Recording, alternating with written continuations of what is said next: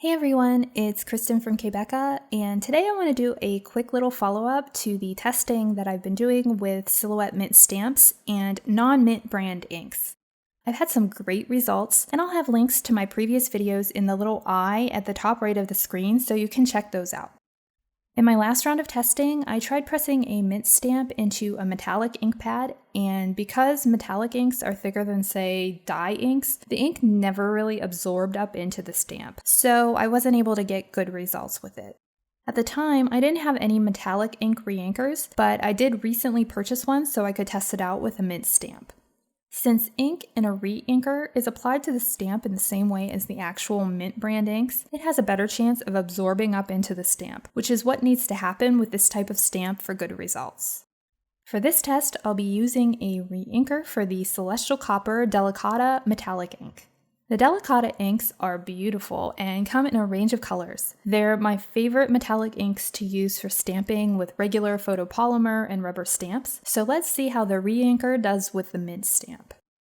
I'll apply the ink from the reinker to the stamp, making sure to cover all of the image on the stamp with the ink. Then I'll leave this sit so the ink can absorb.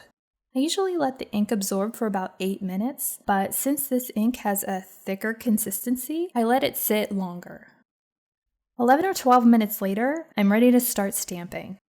It tends to take several impressions for the excess ink to come off and for the stamped images to start getting clearer and cleaner.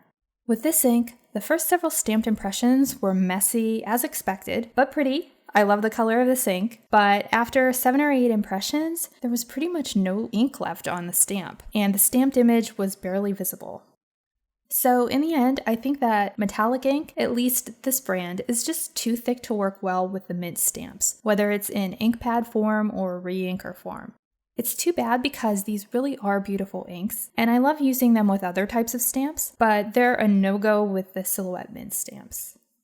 On the upside, I was able to easily clean the remainder of the metallic ink from the stamp with a paper towel and rubbing alcohol, so I can use it with another ink.